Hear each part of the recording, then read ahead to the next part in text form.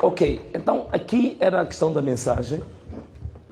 Agora gostava de falar de alguns aspectos de ordem técnica, como eu disse.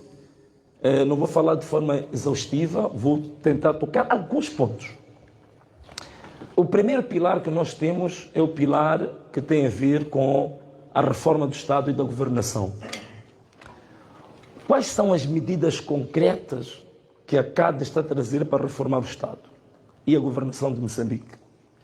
Primeiro, nós trazemos uma proposta de uma nova Constituição da República. Esta nova Constituição da República, entre outros aspectos, vou salientar apenas um ou dois, que são importantes. Um dos aspectos que a nova Constituição deve trazer, e deve constar da própria Constituição, é, digamos, a devolução dos poderes. Atenção uma coisa, muita gente fala dos poderes excessivos que estão com o Presidente da República. Isso é uma conversa já antiga. A única questão que nós estamos a trazer de novo é a devolução de poderes acumulados no Presidente da República para outros órgãos de soberania. Então, a Constituição deve garantir isso.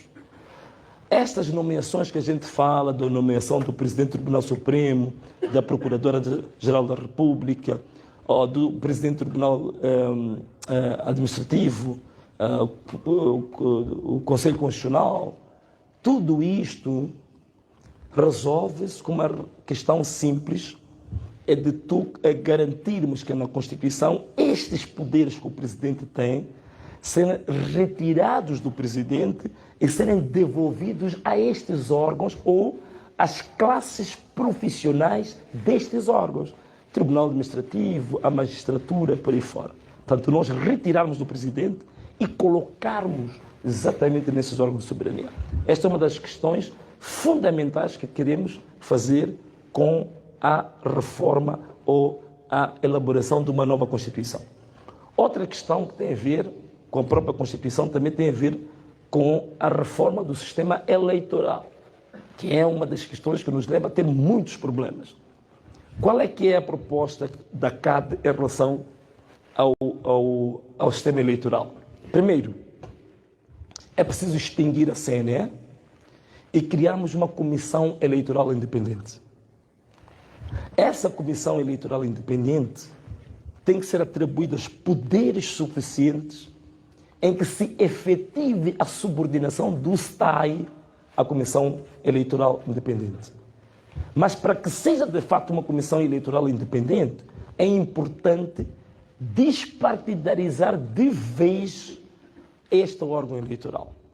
A composição da Comissão Eleitoral Independente deve ser, de fato, por pessoas não baseada nos partidos, não baseado na representação parlamentar, porque há 3 partidos que têm representação parlamentar, automaticamente estes partidos indicam vogais para ir à Comissão Nacional de Eleições.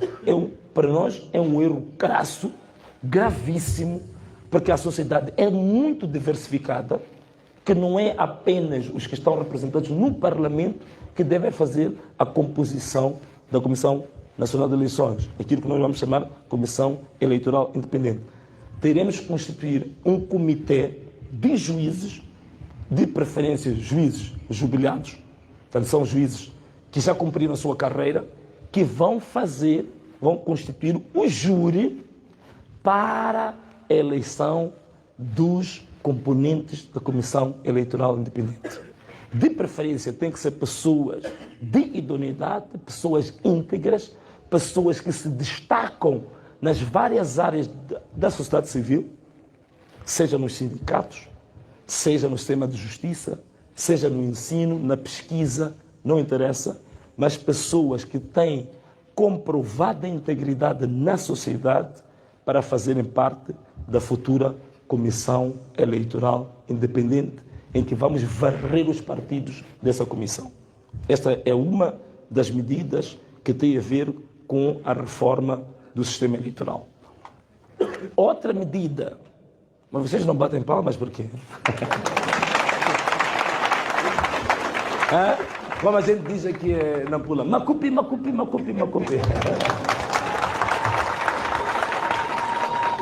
Então, ainda em relação à questão do sistema eleitoral, uma das coisas que queremos fazer, vamos eliminar de vez o cartão de eleitor. O cartão de eleitor, que sempre se faz eleição, o registro eleitoral, o recenseamento eleitoral, de raiz, sempre que temos um novo ciclo. É muito dinheiro gasto de forma desnecessária. O que nós temos que fazer é converter o dinheiro que se gasta a emitir cartões de eleitor para emitir pura e simplesmente BIs para todos os 30 milhões de habitantes de Moçambique. E a custo gratuito.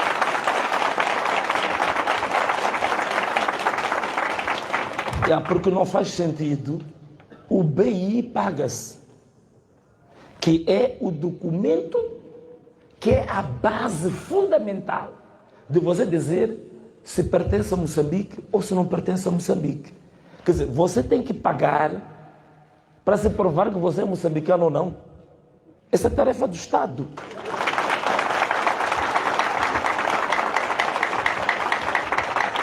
E vejam só a contradição.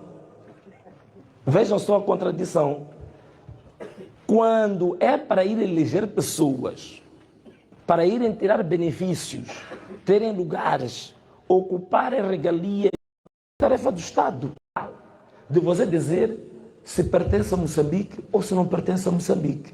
Quer dizer, você tem que pagar para se provar que você é moçambicano ou não. Essa é a tarefa do Estado.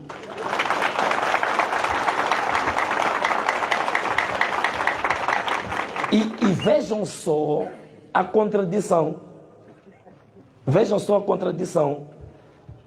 Quando é para ir eleger pessoas, para irem tirar benefícios, terem lugares, ocuparem regalias e não sei o quê, aí o documento para tal é gratuito. É gratuito. Então, a ideia... ok. Se estivéssemos em... Ok. Bom. É pena que a voz está fraca, senão podia gritar um bocado. Mas conseguem ouvir? Não.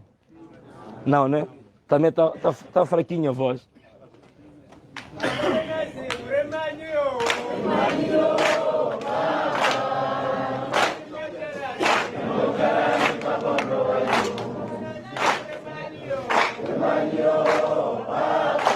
O que vou dizer mais sobre essa questão da reforma do Estado?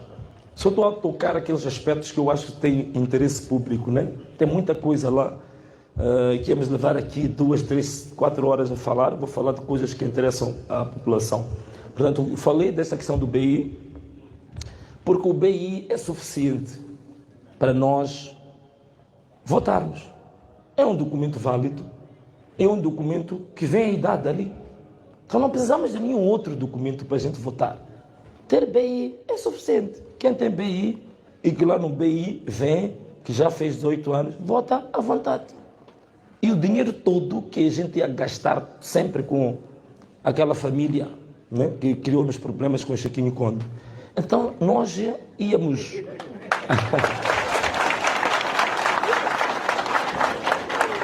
em vez de estar a alimentar esses esquemas corruptos, né, que tira muito dinheiro do país, endivida o país, era só fazermos o BI, acabou, dura 10 anos o BI, muito simples, muito barato, muito prático, e não havia problemas em relação a isso. Então, fechando esse capítulo, ainda na reforma do Estado, temos um capítulo importante que é a reforma do sistema judiciário. Uma das questões que nós queremos que aconteça, vocês sabem que os juízes estão em greve, não é? Há 30 dias de greve. Uma das coisas que está a acontecer, que é grave, é que o sistema judicial, isto é, os tribunais, segundo a nossa Constituição, são considerados um órgão de soberania. Não faz sentido um órgão de soberania, né, constituído pelos tribunais, estar dependente do outro ou do executivo. O que está a acontecer hoje é que o governo está numa posição quase de superioridade em relação aos juízes, que é uma coisa anormal, porque são poderes e competências distintas e que os juízes, eles devem ter garantias de fato de não dependerem do governo, que é para eles poderem também julgar com alguma independência, com alguma imparcialidade. Então nós temos um juiz que é transferido, dar exemplo, na Caroa, por exemplo. Vai a Nacaroa, mas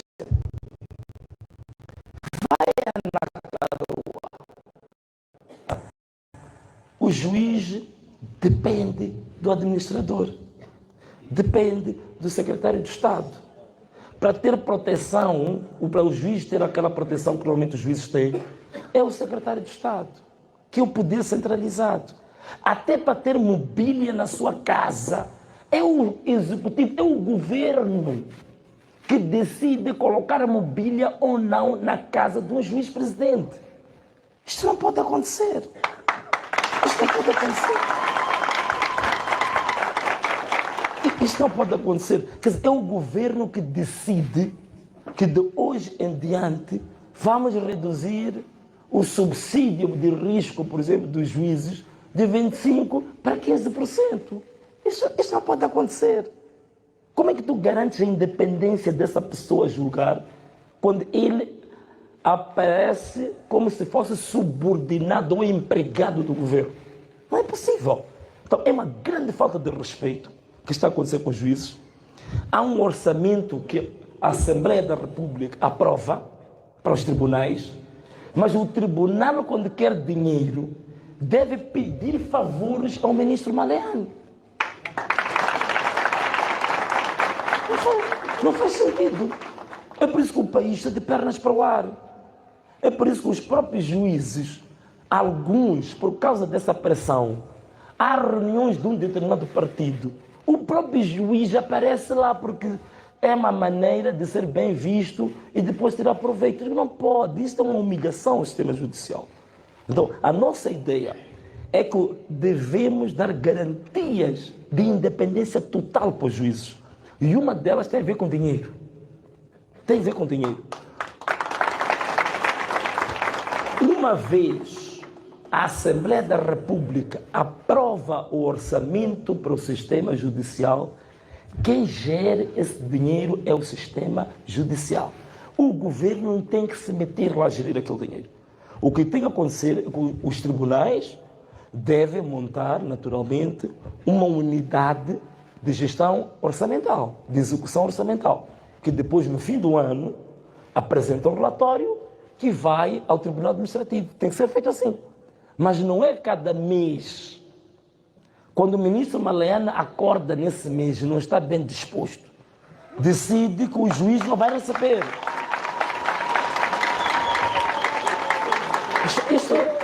Isto tem que acabar, isto deve acabar. Então, uma das nossas medidas é aquilo que a gente chama de autonomizar a execução orçamental do sistema judicial, do governo. Então, isso vai dar garantias ao próprio juiz, aos próprios tribunais, de trabalharem à vontade. Isto é, em termos simples, só para vocês perceberem, se um juiz é transferido, por exemplo, vai para Zóbue, ele chega lá para ter a casa, não depende do secretário de Estado, não depende do administrador, não depende do executivo. O próprio tribunal, com a sua secretaria, com a sua contabilidade, é que vai criar condições para o juiz. Isso permite o quê? O dia que o administrador comete um crime, este juiz vai lhe condenar sem medo, sem nada.